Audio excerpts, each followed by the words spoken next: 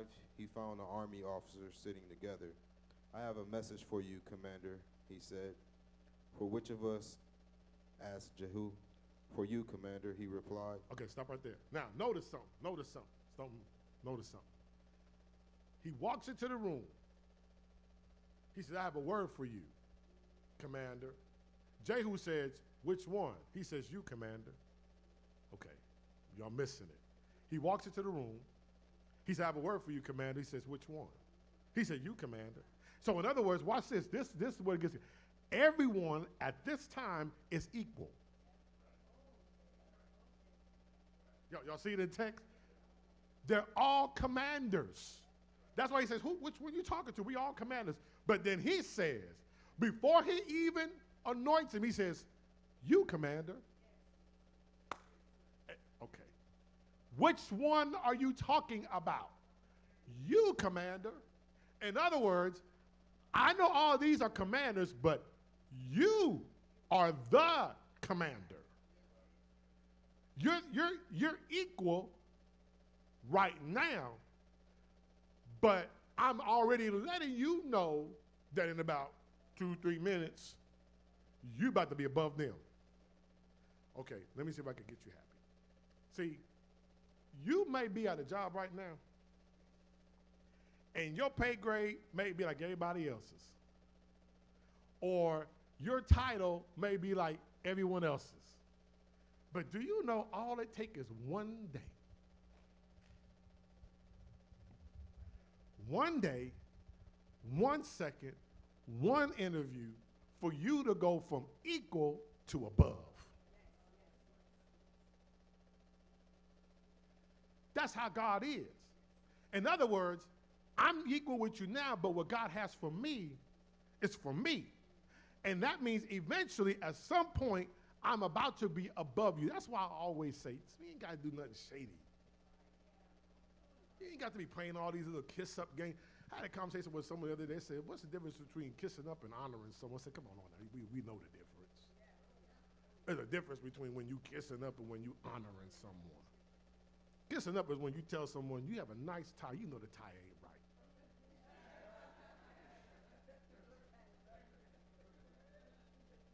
Or you always getting coffee for them. You always get, everything they say you agree with. Everything they say you laugh at, even though you know it's not funny. That's kissing up. You always running behind them and how you doing and come on. We know them kind of people. There's a difference between that and then when you honor someone.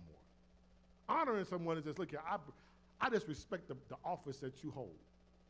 I ain't got to run behind you, but if you call on me, I'm going to be there. I'm going to always recognize you. Yes, sir, no, sir, yes, ma'am, no, ma'am. There's a big difference. And obviously, look at this text, and you can go throughout the entire Bible. Look here, y'all. If God wants to promote you, there is absolutely nothing that any human being can do to stop it. They can try, but it'll come to nothing. This man has no idea. Can you imagine you sitting there in your office with all your co-workers, and here it is, yeah, that's it. Just like him, you ain't applied for the position. This man ain't even applied for it. And someone will just walk into the office and tells you, I'm going to promote you, and you're like, what?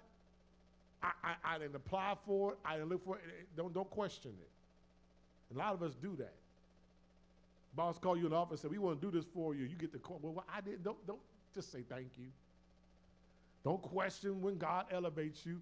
Don't question whether or not you're qualified for the. If God sees that you're qualified, it don't matter. Okay, keep reading. Keep reading. Y'all see already, so they're all equal right now, right? Oh, go ahead. Uncle Walt wants to say something. Go ahead.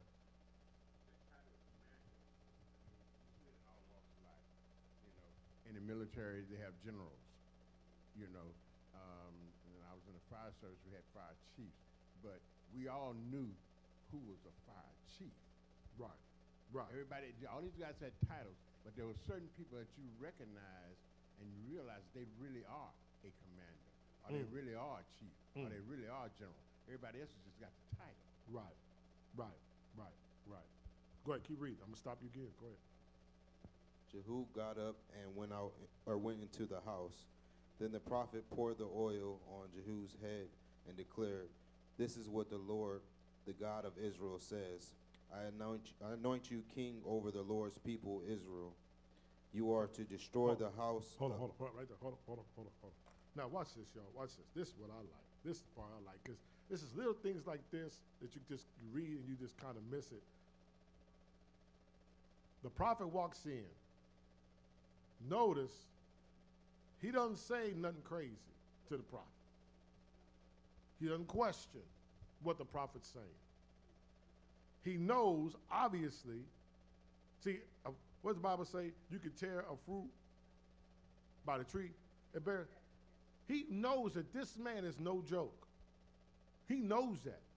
He walks in and he says, "I got a message for you from the Lord." Now, ain't this some crazy message? You shall be anointed king over Israel. Hold on a second. I'm just a commander. Now I'm about to be the king of Israel? Okay, y'all still kind of ain't quite getting it, the impact of what's about to happen in this man's life. This man is about to go through a major shift. Golly, y'all missed it. There is a transition, a shift that has taken place in his life, and he never saw it coming. I hear people preaching so many times about there's a shift in the atmosphere. That means that God is about to just, You ever just see something that's real hard and it just turns real quick? God's about, he says he is shifting this, he is changing this man's life immediately. Promotion when he wasn't even looking for it. A door opening, a major door opening. That's like you being an employee and someone walking in the room and saying, "You are the CEO now." Do you get it? Pam, that's like you going to USAA and they coming in and telling you, you about to be the head person of USAA. Real talk, that's what this is like. That's like, Dave, you being a teacher and someone walking into your classroom and saying, "You are not a superintendent." Can you imagine? You just minding your business and all of a sudden, you just overstep everybody. And you're like, where? No, I ain't gonna lie. God do something like that for me, I'm like, man, hold it, where'd this come from? You are gonna be like blown away. Don't act like you knew it was coming. I knew God was about to do this in my life. I felt it in my spirit. I saw it in the dreams. You lying. You ain't seen nothing like that coming. But see, watch this. I believe sometimes God doesn't tell us. Let me say, I believe sometimes, Rose, that God does not tell us what he is about to do because he knows, number one, that we'll get impatient and we'll say, "When are you going to do it?" Or we'll get big-headed and be like, "Yep, I knew it." So sometimes he don't, because he knows you. He knows us. He knows that you humble now, but if I let you in on what I'm really about to do in your life, you'll go crazy. Here it is. God told you, Dave, that you're about to be a superintendent. You start buying a house, and it'll be like 30 years later, you still waiting to become a superintendent. Because God can tell you he's going to do it, but he ain't telling you when. Go ahead, Adrian. That's true. And sometimes we have prophets prophesy to us, and I ain't even talking about false ones, I'm talking about the true ones. Mm-hmm. Prophesy things to us, and we think it's going to come right then. Yes. I had a prophet speak into my life before. I knew that I believed that he was a true prophet. Mm-hmm. And I remember him stating to me, get boxes and write "I am moving" on them. Mm. And I'm like, okay, whatever, I'll move. And I never did. I didn't do that, right? Mhm. So years later, but just because I didn't obey what was said to me didn't Mhm. mean it wasn't going to come to pass. Exactly. So when it happened suddenly, and I didn't understand it. And that was my Mm. move from Milwaukee to Texas. Never been here, visited before in my life. It was a split decision, and it was the smoothest transition ever. It didn't make sense, but it had been spoken to me. I didn't understand it then, but when it happened, it came back to me about the "I am moving." And it just didn't mean the physical move from Wisconsin to Texas. It was a spiritual move as well. It Mhm. happened in a place when I was just capped off from growth spiritually, financially, emotionally, economically. Everything was just at a halt. Mhm. And that move happened. And Mm. then God brought it back into my remembrance of that prophecy. Mm. Watch this. I'm gonna show y'all something. Um, read what his assignment is once he gets anointed. Watch this. What is his assignment? Read right after that last part when I told you stop. What's God say? What is he gonna do? You are to destroy the house of Ahab, your master. Okay, stop right there. Someone turn to 1 Kings chapter 21, verses 17 through 24. Watch this. It goes along with what we were just talking about, Adrian. 1 Kings chapter 21, verses 17 through 24. Someone have it, just raise your hand. You got it, Tony? Go ahead. Then the word of the Lord came to Elijah the Tishbite, saying, Arise, go down to meet Ahab, king of Israel, who is in Samaria.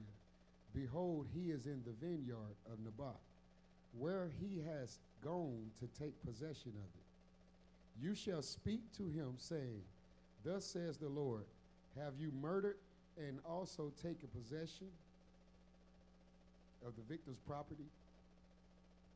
And you shall speak to him, saying, Thus says the Lord, in the place where dogs licked up the blood of Naboth, dogs will lick up your blood as well. Is that Stop. 20? Okay, good. No, that's good. Read the rest of that.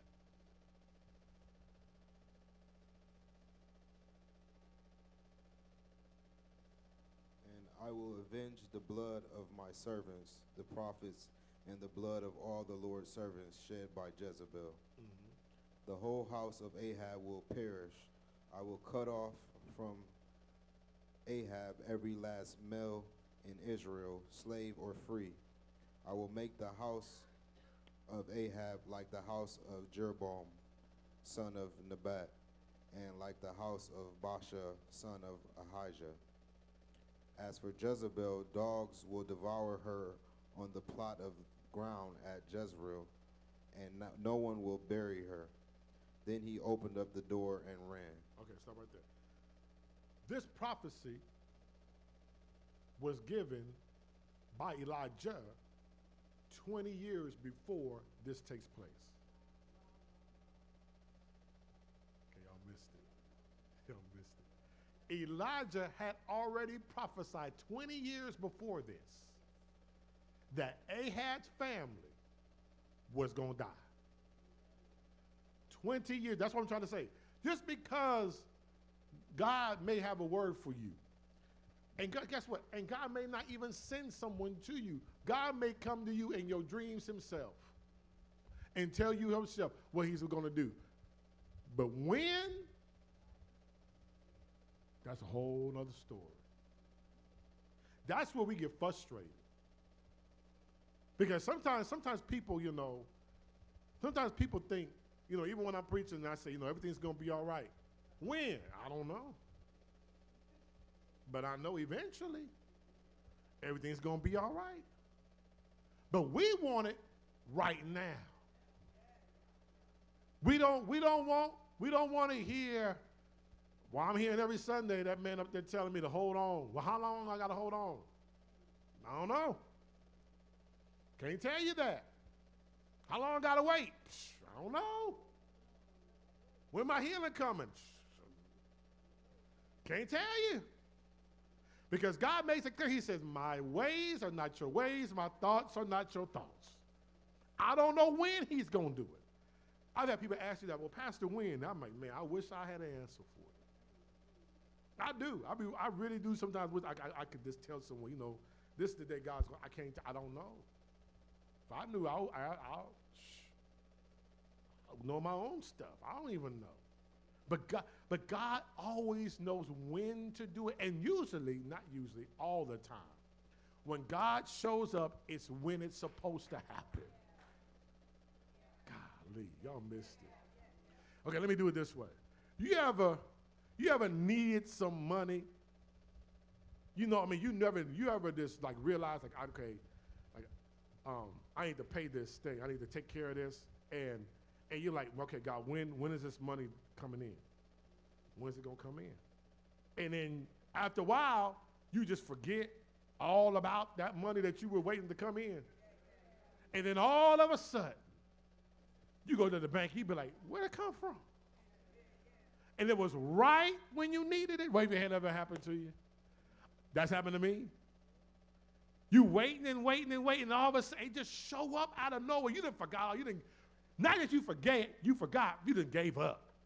Like, shoot, God, it's been about 3 years, and you still ain't done it yet.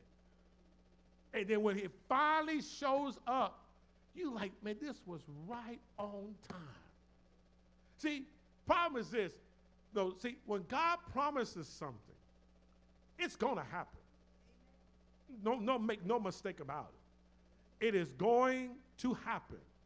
Whatever God said to you, God will see to it that it happens. Herein lies the problem, though. There's this word called us, or we, me. We are the problem. Okay, prime example. Come on, Abraham and Sarah. God told them, Sarah, I'm going to bless you with a baby in your old age. Time going by.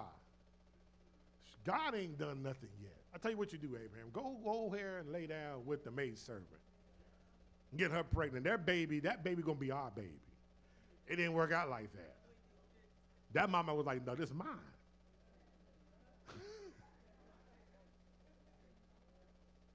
You know what happened? She got upset.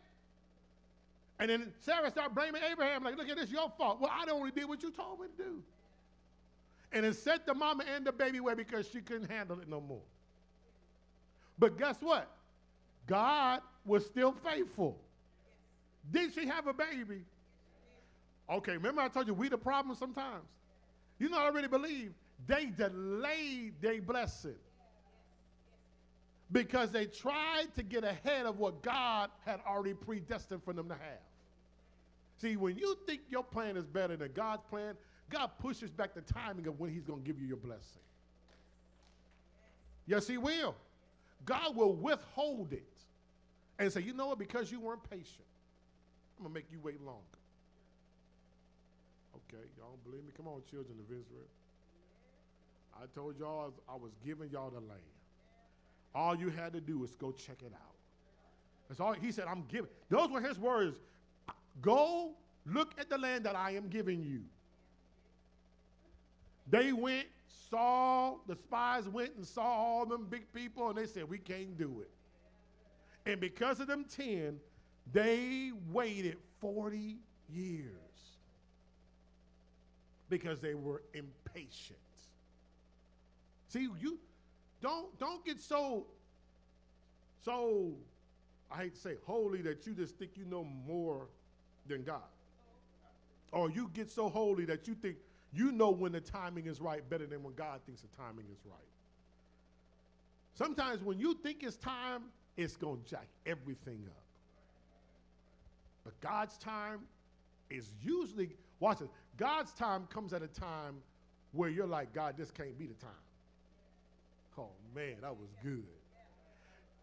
God, this can't be the time that you're doing this because now I'm not ready. And then you go back and forth with God. Well, God, look here, when I was ready, you made me wait. So now you're going to come and tell me you ready, so now I'm going to make you wait. Oh, so y'all missed it. Y'all don't say it, but that's how we act.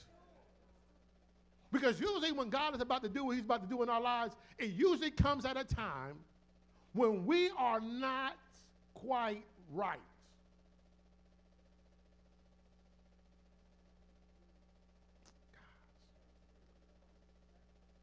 See, okay. Every time I've talked to preachers, when they come and tell me I'm ready to answer my call to preach, all of them, I don't know. I don't know if I'm ready. I'm in my mind, I'm like, yeah, that's exactly why he's messing with you now.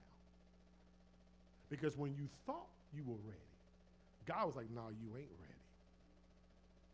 Because watch this. Because if you were ready, when you thought you were ready, you'd have been too big-headed. You wouldn't have listened. But because now you're humbled and you realize that you're not ready, now you're going to depend more on me than you would have had I gone ahead and did it when you thought I should have did it.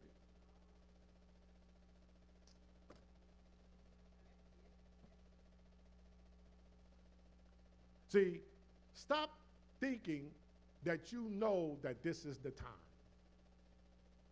None of us knows when we're ready for stuff. Well, no, let me change that. You think you know. That's why some of us been in relationships that didn't work out, because you thought you were ready. And all along God was saying, no, you weren't. And because you weren't ready, I'm going to show you how you weren't ready. I ain't going to make it last. You're going to be like no Keith Sweat. Ain't going to make it last forever. It just ain't going to last. Y'all don't know about that, y'all. But God's timing, y'all, God's timing is something else. It is amazing. Listen, I'm just going to put pause on this. It's amazing. I'm talking about from my own life. When I look at my own life, when I've seen how God has done things for me, it has always come, and I can only speak for myself. When God has done things for me, it has come at a time where I'm like, wow, really? You're going to do this now? You want me to do this right now? Or he'll just blow my mind, and he'll be like, I'm giving you this thing. I'm about to bless you in a way that's going to blow your mind. I was like, I don't even see it coming. God's time, I've learned to be patient, y'all. Real talk, I have really learned to be patient with God's timing. Because the reason why I'm saying I've learned to be patient, because I've also been punished for not being patient. Amen. Oh yeah, you can be punished for not being patient. Yeah, you can. You have some sleepless nights. Yes, sir. Yes, sir. You'll be all jacked up in the head. God will punish you for not being patient. God, the Bible says, wait. Wait, I say, on the Lord. That's what the Bible says. Just wait. And then he said it again. He says it again. Wait, I said, on the Lord. Wait for God's timing. All right, don't believe me. Good. Another good example, David. David was anointed king. He was king in God's eyes. But he wasn't king yet with the people. Can you imagine? Here it is, David was king, the anointed king, and he can't even step into his destiny because he got someone crazy chasing after him. Can you imagine the conversations he must have had with God? God, how could you anoint me as king, and I'm running from someone that I'm about to take his position? Think about that. That doesn't make sense. You anoint me king, but he's still king over the people. That makes no sense. That's how God operates. God doesn't always make sense, y'all. I know that don't make sense what I just said, but trust me. Sometimes God doesn't make sense. He just doesn't. If someone walked up on you and saw you talking to a donkey, and the donkey was talking back to you, that don't make no sense. Come on, y'all, talk to me now. Don't look at me like I'm crazy. This don't make no sense. Go ahead, Hawk. No, it boils back to trusting the process. You know, we got to have faith in what God tells us to do. It may not look the way we want it to look. It may not go the way we planned it, but if God say do it, we just got to be obedient and just do it. Man, listen, everything that God does, there is a process. There is preparation. There are things that go on behind the scenes that are part of your process. Even for me, I can look back, you know, when I was in high school, I took a speech class, and my teacher told me, she said, you know, you should really go into journalism. Like, you would be really good, you know, speaking. Took another speech class at college. Same teacher, not same teacher, but professor told me, she said, you're really good at standing in front of people. Okay. Then I'm coaching kids and stuff, and I'm motivating kids, and I'm like, okay, yeah. Now that I look back, all that was the process. That was preparation, because God was getting me prepared to stand before people. Coaching is motivating people. As a pastor, when I'm preaching, is to motivate you. It's to discipline you just like a coach does.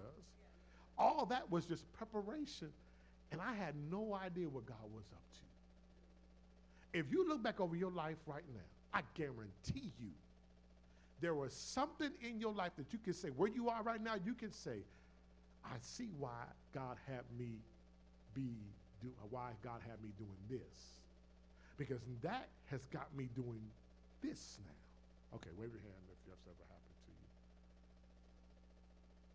to you. You can see that now, right? Everything that God does, he does in steps. And it's like, I don't mean to use it like this way, but it's like the Wizard of Oz, you know, like the wizard that was behind the curtain, and he was doing stuff, but they couldn't see it. But stuff was happening. Same thing, we can't see what God is doing, but stuff is happening. Even now, even right now while we are in here, do you know that God is behind the scenes of your life, and he's doing stuff that you and I have no idea what he's up to? No idea. He got people about to come into your life and bless you, and you have no idea who they are. Isn't that amazing? He is going to allow you to cross paths with people that are going to give you things that you didn't even ask for.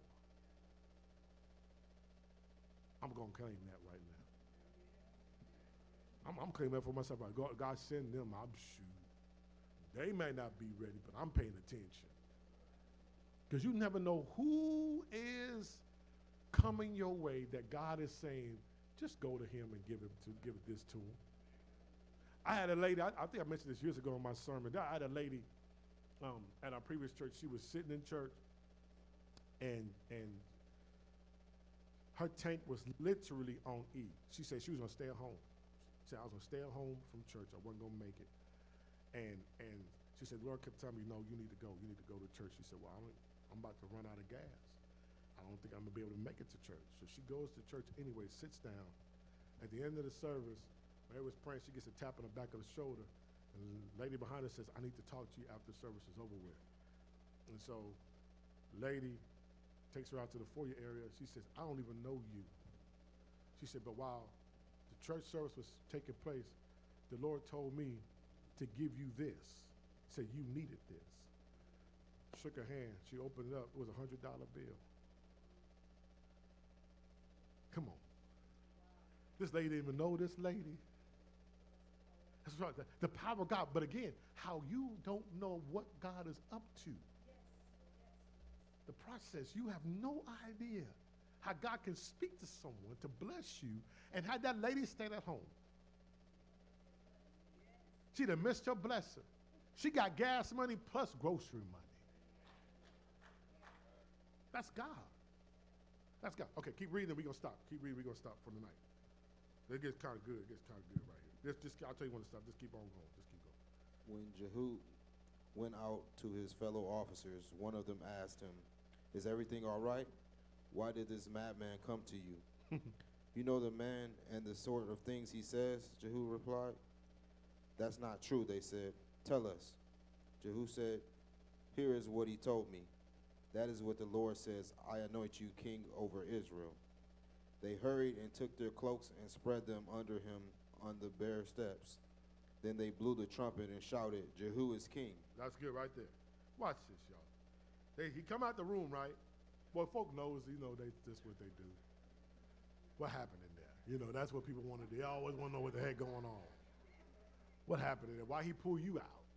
There's people, kind of like at your job, why the boss call you in the office? He said, look, man, it's all well. He said, yeah, everything's cool. Why did this madman come to you? See, they thought prophets, they believed in the prophets, but they thought the prophets was crazy. Because usually when they saw the prophets, they said, do you come in peace? Look, let me say it again. When they saw the prophets, they always would ask the question, do you come in peace? Because when the prophets came, they usually came with a bad report. Yeah, because they was up to no good. They saw Samuel, God dog, gloomy, we about to die tonight. It's going down tonight. Elijah coming there, we all about to die. He said, what does madman say? He says, oh man, the prophets always talk crazy. That's what Jehu said. He said, they always talk crazy, ain't no big thing. They say, stop lying. Tell us the truth. Must have been some Mexicans and blacks. Tell the truth. We know you lying. What did he say? He said, okay, I'll tell y'all. He said, look, the man came and told me that the Lord said to anoint me as the next king of Israel. Watch this. Pay attention. They celebrate what they hear. Okay. No hating going on. They celebrate. I find it interesting that they would celebrate this man. Why do you think they would celebrate this man? Okay, yeah, integrity, okay, yeah. Okay, let me just say it because it's late. Y'all slow tonight. When God has you marked,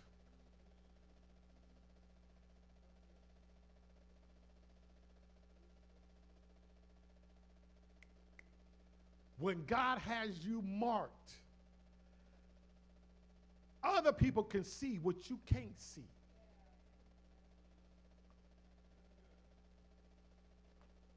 In other words, they saw more than just a commander in this man. They saw some God in this man. God. See, when people can see that you're, different, I was going to say different, I'm going to say it this way. Different is right. When they can see that you are spiritually different. Because you can be different in a whole lot of ways. Different, special.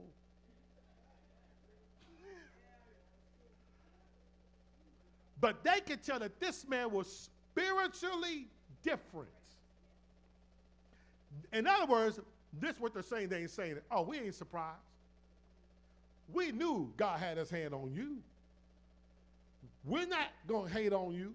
We're going to support you. And they celebrate. They're happy that he is the king. Man, I wish we would live in a time when everyone would just celebrate when God does something good in your life. There ain't no hating, ain't no how did he get it, how did she get it, why did he get it, why did she get it, why he gets selected, why she gets it. Just celebrate. Remember what? In the beginning, they were equal. They're all commanders. He comes out different than them, and none of them are mad. They're all excited for him. And it's sad, y'all. It's really sad that sometimes even church folks don't celebrate when God elevates you. They can't handle it because they always just look at you as this.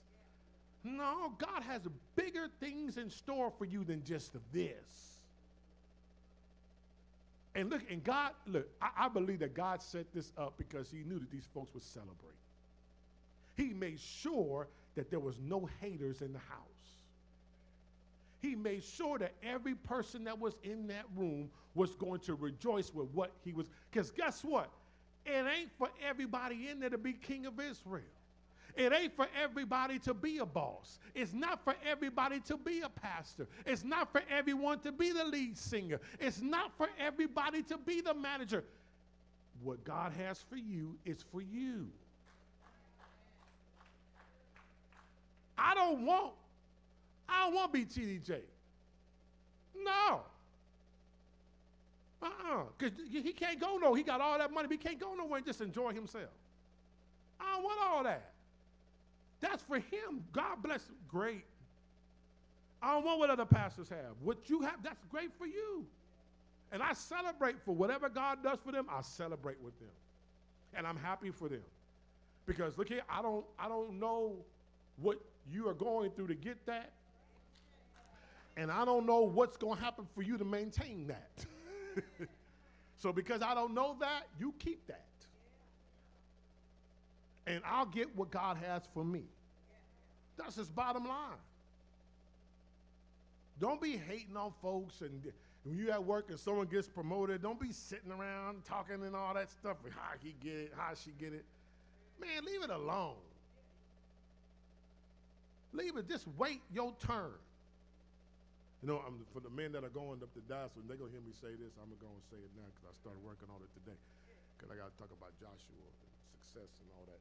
You know, it's amazing to me when we read the story of Moses and Joshua and Aaron and all that. In Joshua chapter 1 where it says, Moses, my servant, is dead. And God tells Joshua, you know, take my people to the promised land. Now, when you look at that whole dynamic, you would have thought that it would have been Aaron. Because Aaron was not only the oldest one, was older, but Aaron was also was Moses' mouthpiece. But God selected Joshua. Y'all missed it. In other words, just because you might be third,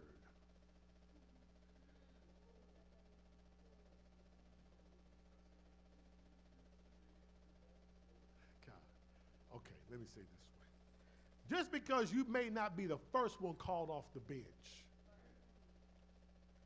you might very well be the very last person on the bench, and God will still put you above everyone else. When it's your turn, it don't matter who men think are in front of you. God will elevate, hopscotch jump you over other people. Leapfrog, that's it. That's the word I was thinking. Yeah, hopscotch jump. Leapfrog, it's all the same. Pogo sticks, whatever. But real talk, he can, that's why you don't need to be concerned about who's ahead of you. Because God can always have you leapfrog over them. But here is the key. Can I tell you what is the key about that whole thing, about that whole dynamic? Joshua, you read it, Joshua never complained. He never talked bad about Moses, never said nothing bad about Aaron. He just did what he was supposed to do. That's all you got to do. Just wait your turn. Just wait your turn. It's a process. It's a process. Y'all going with me to Dallas, just act like y'all hear me say that. Just when the mother men just looking at me crazy, y'all stand up and shout, just like, man, you preach, just knowing that we just heard about 2 weeks ago. Now I'm gonna say it a little different than I said it, but that's basically another. Real talk though, but that's what happens. He waited his turn. And it's okay to be second chair. Don't be so concerned about how you can move ahead. Just wait your turn. Like this man, God gonna elevate you when you least expect. I'm speaking that now into someone's life. Someone life you just waiting, you wanting to see if you ever gonna move up. I'm gonna speak into your life right now. God gonna elevate you, and He's gonna take you over other people. And watch this. And watch this. Someone's failure is actually on purpose because they were only temporarily holding your position. Boy, you better. That's a prophetic word I just said. Real talk, that's a prophetic word I just said. Did y'all hear what I just, I don't even know if I can say it again. I don't know if I can. I'm going to try my best because this came out like it came out. Someone's failure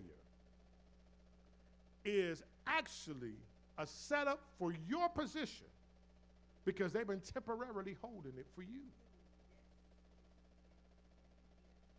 So when you hear someone in your job that's above you that got fired, they just held, that office was just, it's for you. God was just using that as a holding tank to get you ready for that position that's really supposed to be yours. You're just in a holding cell. That's all it is. No, not holding cell. You're on the launch pad. You're on the tarmac, and you're just waiting for the tower to give you permission to take off. But He's keeping you there because your engine ain't quite warmed up yet. So He's allowing you to watch other planes take off. And then when it's time for you, He's going to say, now take off. I'm just telling you. That, whatever came up my mouth, that was for someone in here. And I believe someone in here knows what I'm saying. You ain't going to identify yourself, but go ahead. Go, yes, ma'am. Oh, yeah, you got to be humble. Yeah, you do. Don't be arrogant talking about, God, when you going to do it? I'm deserving of it. No, you ain't deserving of nothing. God ain't got to give you nothing. So those of y'all in here waiting, and you're like, when is it going to be my turn? It's coming. Now, I don't even know. Like I said it wrong. I know I did because it came out like it came out. If you didn't get it, I'm sorry. But that was a prophetic word. I'm telling you, that was a prophetic word. That position is really for you. That position, do you hear what I said? That position is for you. And God is going to allow them to fail, like Saul. Saul was just holding it for David. And as soon as he failed, God said, now. Read it. It's in the Bible. Read it. As soon as he messed up, what did God tell Samuel to tell Saul? I have now taken the anointing off of you, and I gave it to someone else. As soon as he messed up, God didn't waste no time. And it was someone least expected. The boy out there dealing with the sheep. And there's folk overlooking you. That's another sermon. You've been overlooked. You hear what I just said? That's, you've been overlooked. Don't know who you talk. I'm talking to someone here. God talking to whoever you are. You've been overlooked. And God about to elevate you right over your overlookers. Okay, don't believe me. You better take that word and receive it. You better take that word and receive it. You've been overlooked too long. Ain't no one inviting you to the party like David wasn't invited. People have been looking at you from the outside, saying he don't look the part, she don't look the part. God is saying, nah, y'all looking at the wrong thing. I search the heart. And the man with the right heart, the woman with the right heart is the one who's overlooked. You the misfit, but God about to elevate you.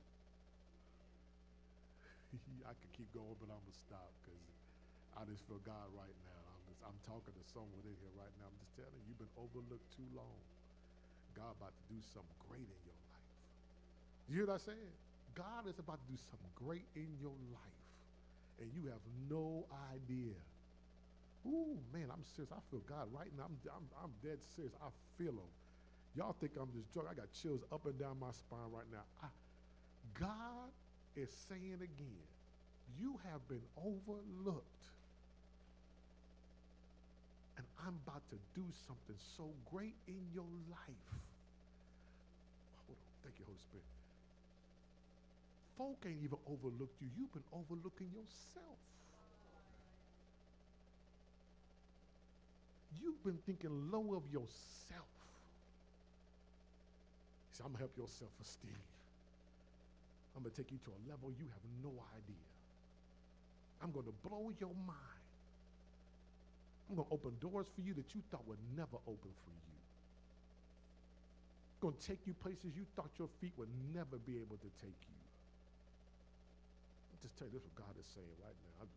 I want to stop, but he won't let me. I just really feel him right now. Y'all may not, but yeah. He just keep on telling me to tell me that some overlookers in here. Overlookers. You ever just been in a room and you just feel like you know, like people don't pay you no attention? God said from this point on, oh man, when you walk in the room, you're going to take over the room. Oh, that's it. Oh man, I'm serious. Y'all think I'm playing around, like I really do feel him right. He says, watch this, when you walk into the room, my anointing is going to be so heavy upon you. The folk are going to feel, they're going to literally say it's hot. If you walk into a room and people say it's hot, that's God. He said, because my anointing is going to be so heavy upon you, they're going to feel like it's hot. That's just my anointing on you. Because you've been feeling like no one pays you any attention. Ooh. He said, that's what today. You are the head, not the tail. No longer. You're not following behind nobody. They're going to follow you. Man, I want to stop. I'm tired. I really want to stop. But I don't know. God just keeps telling me someone. He ain't telling me who you are, but he just keeps telling me they need to hear this. I don't know who it is. This keeps saying you need to just keep telling them stop worrying about being overlooked. I see everything. You've been overlooked by man, but you're right where I want you to be. You're in the right position.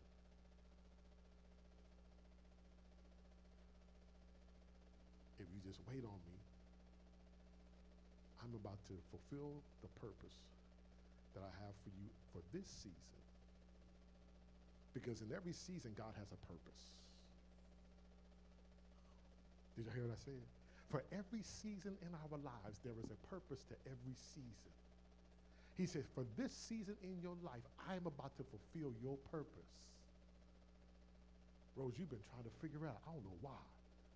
You've been trying to figure out what your purpose is. God says, in this season, you are going to figure out what your purpose is. I have no idea. I don't know why. I got chills all on me right now. You're trying to figure out what's God up to. That's what someone's been saying. God, what are you up to? Was that you? Did you say that? No? Have you been saying that? Have you been saying that? Yeah. Oh, really? You've been saying that? Wow. See, I'm telling you, I feel God right now. Y'all think I'm playing. I'm dead serious. I feel him right now. He is going to fulfill the purpose for you in this season. In this season. And when he does it, he is not going to do it the way that you think he's going to do it. He's not going to do it the way you think he's going to do it.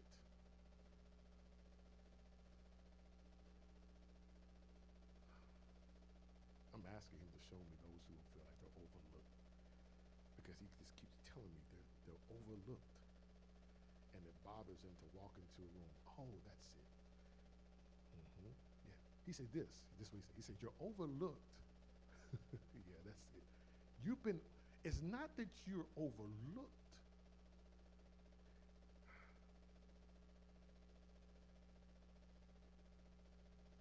You're set apart.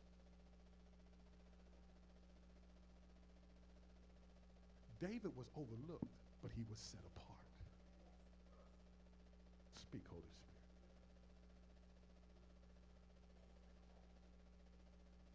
Did y'all hear what I just said? David was overlooked because he was set apart. Ain't nothing wrong with you. You ain't weird.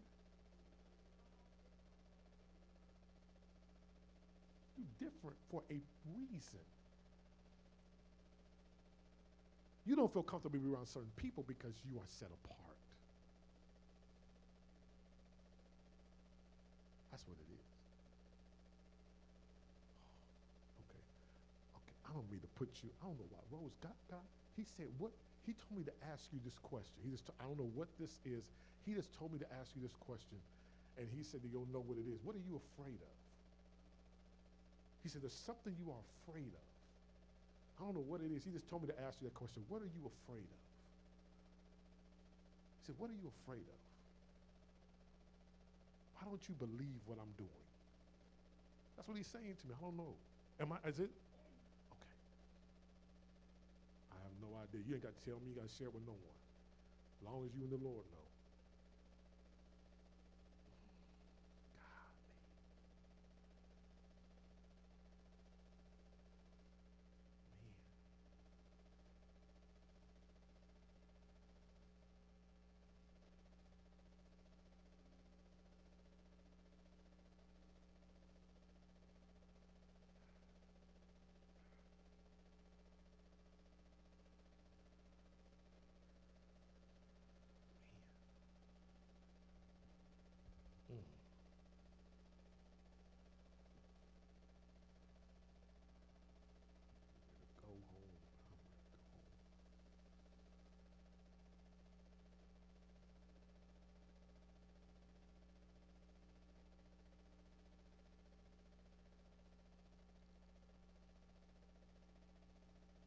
Go home. I'm ready to go home.